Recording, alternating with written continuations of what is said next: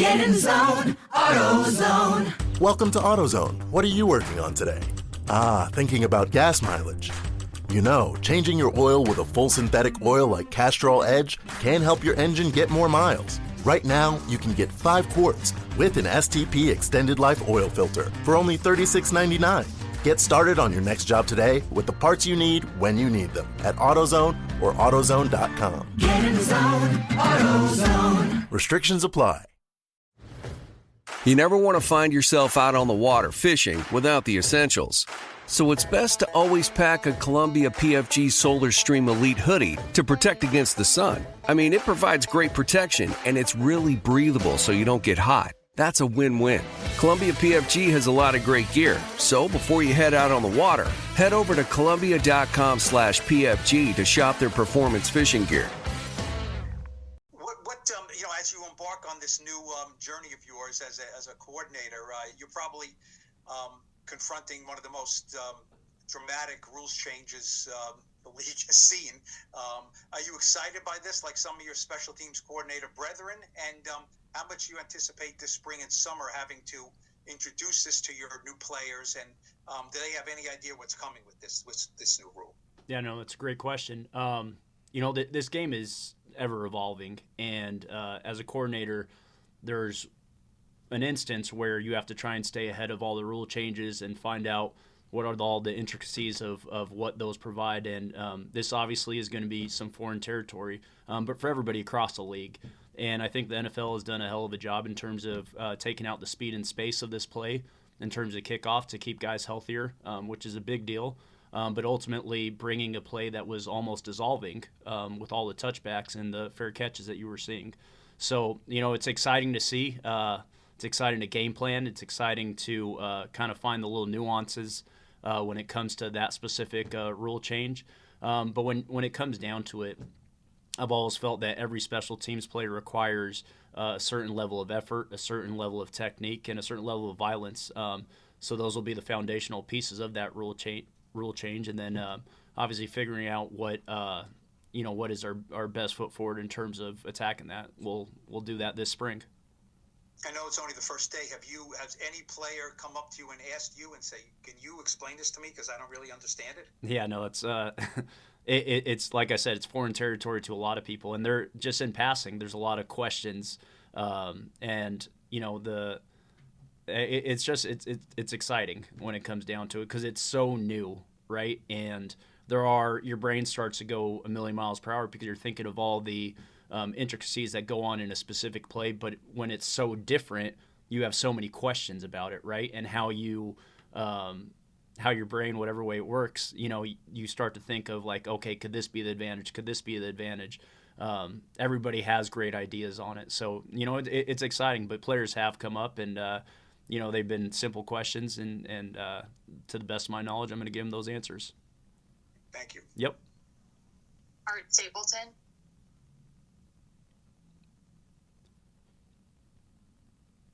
Hey, Michael, welcome and congrats. I appreciate it. Along those same lines, talking to a lot of people when the rule was first approved, everybody made that jump to, roster construction. And we all know special teams, you guys are always, at the mercy of what's going on elsewhere on the roster. But for you, how much do you envision maybe personnel preferences changing because of the rule? And, there's been speculation about people may go smaller, faster, may take some of the bigger guys off. You have to be more prepared. How much research have you done and will continue to do to be able to construct the proper, roster to have those guys be able to perform at that level? No, that's a great question. And I think when you look at the role of special teams plays in general, you are trying to utilize your best 11, regardless of who it is. A lot of that deals with what you do defensively, what type of front you major in, and also offensively, where you front-loaded in certain positions. So when you look at that specifically, you're trying to think, okay, what is the best 11 I can get out there? And it's not necessarily, hey, we're looking for more size players, hey, we're looking for more speed, or we can get small here because we can utilize this guy's quick. We're trying to find out what our best 11 is, and then when we do that, we could obviously piece together what our kickoff team will look like, what our kickoff return team will look like. But that's part of one of the first tasks I took when I took this job was I evaluated a roster, and you kind of look at where guys fit into different spots, and then it'll be another evaluation as we go through spring, and then in training camp. It's just going to be ever evolving. So until we finalize our whole roster, it's going to be what is our best 11 out there. Cool. Thanks, man. Yep. Appreciate it. Dan Duggan. Hey, Michael, I guess this rule change made it easy for us to give us a theme for your first presser. I'm just curious, does it change the type of kick returner, you like the speed or the size or just that type of player to actually be the guy back there returning the kickoffs now? No, another great question. And these honestly are all things that come up as you look through the rules, as you watch similar, obviously similar things that happen in the XFL. I think when you look at it globally, those are the baddest dudes back there, the most dangerous guys with the ball in their hands.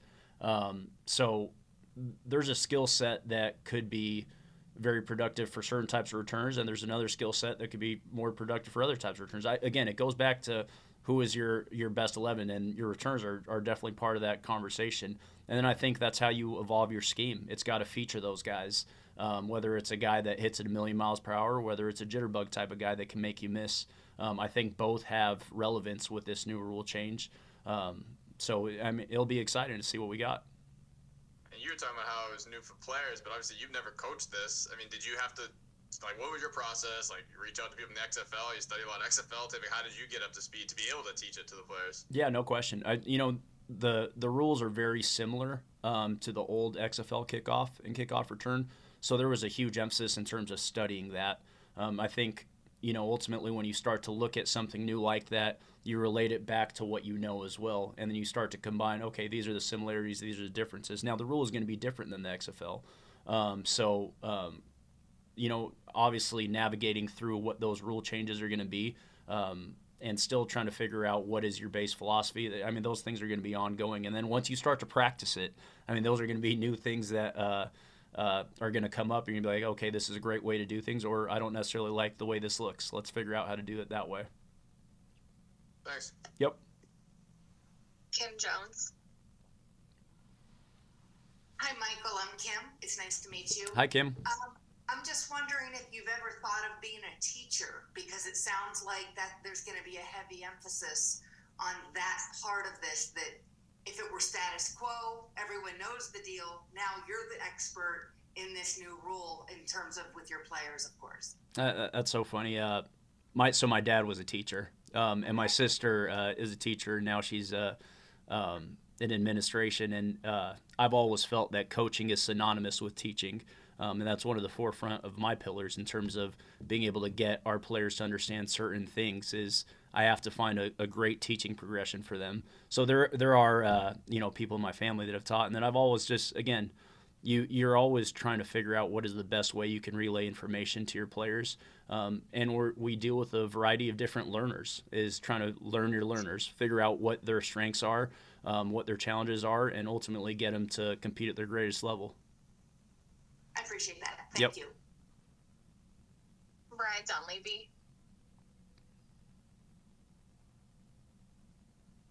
Hey, Michael, thanks for doing this. Congratulations. Oh, appreciate it. Thank you.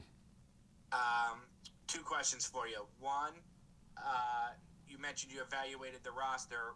Your thoughts on Gano and Gillen? I'm excited to work with both of them. You have two veteran guys, Graham, who's played 15-plus years in this league, who's obviously done it at a very high level, and Jamie, who's coming off a really strong year.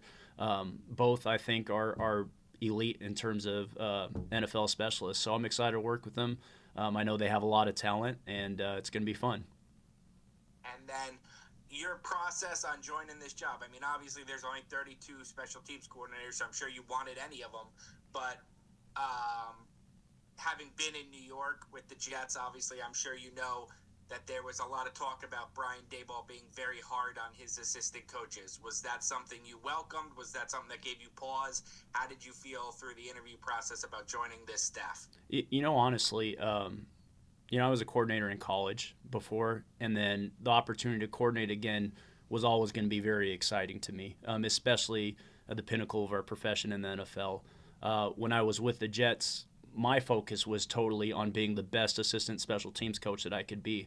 So there wasn't necessarily any knowledge of anything outside our building, and there's no different here. It's like I was so excited to get in front of Dave's, and it's been so cool getting to know him and the staff, and it's been a lot of fun just in terms of acclimating to those processes here, and it'll be fun to work with these guys. Thank you. Peter Splendorio. Hi there. Great to meet you.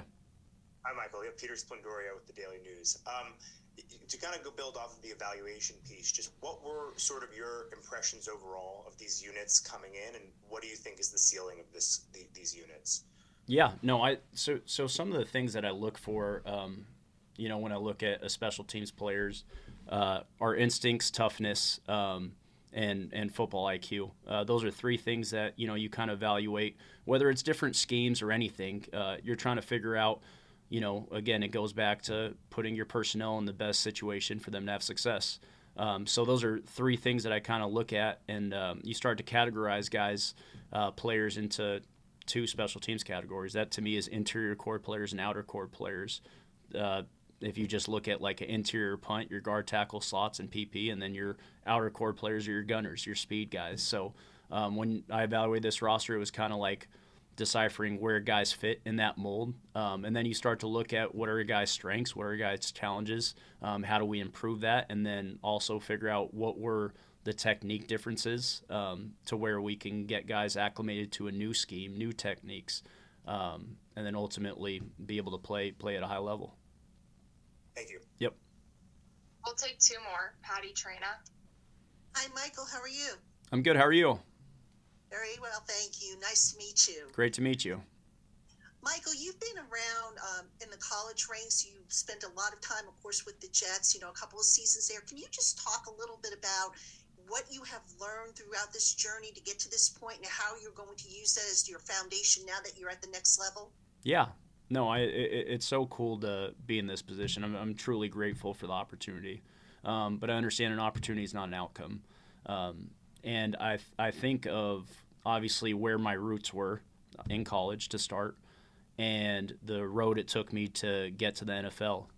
In all that process of all the different universities I coached at, being with the Jets, my main focus was always trying to better myself as a coach and as a teacher. So that's always been the forefront of, kind of what I carried with my coaching philosophy. And it's so cool now to be in the NFL as a coordinator for the New York Giants. I have a smile on my face when I say it. This is the New York Football Giants, and it's pretty cool moment to be able to say that. But it's exciting. Like you learn different ways to do things, whether you're the guy in charge or not.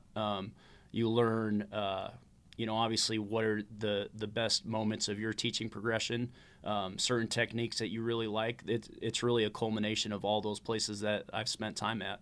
A credit to all the players that I've encountered, and they're definitely part of this journey and have ultimately made me the coach I am today. Thank you. Last one, Ed Valentine.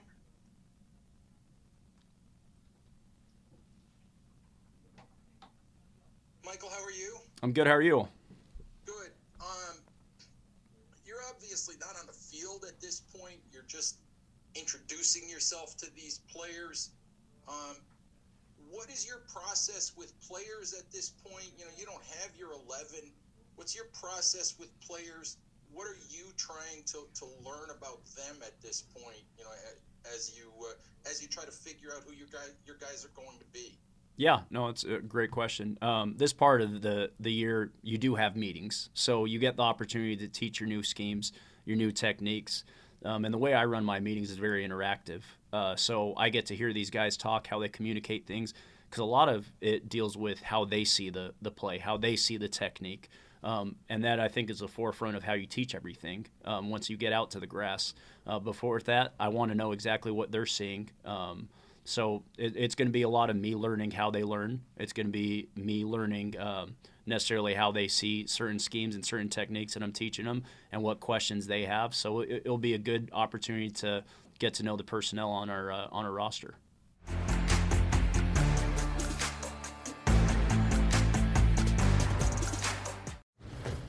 You never want to find yourself out on the water fishing without the essentials.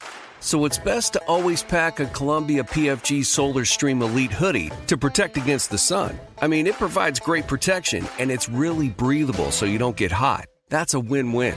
Columbia PFG has a lot of great gear. So before you head out on the water, head over to Columbia.com/PFG to shop their performance fishing gear. What's up, y'all? Janice Torres here. And I'm Austin Hankwitz. We're the hosts of Mind the Business, Small Business Success Stories, a podcast presented by iHeartRadio's Ruby Studios and Intuit QuickBooks. Join us as we speak with small business owners about the tools they use to turn their ideas into success. From finding that initial spark of entrepreneurship to organizing payments and invoices, we've got you covered. So follow and listen to Mind the Business, Small Business Success Stories on the iHeartRadio app or wherever you get your podcasts.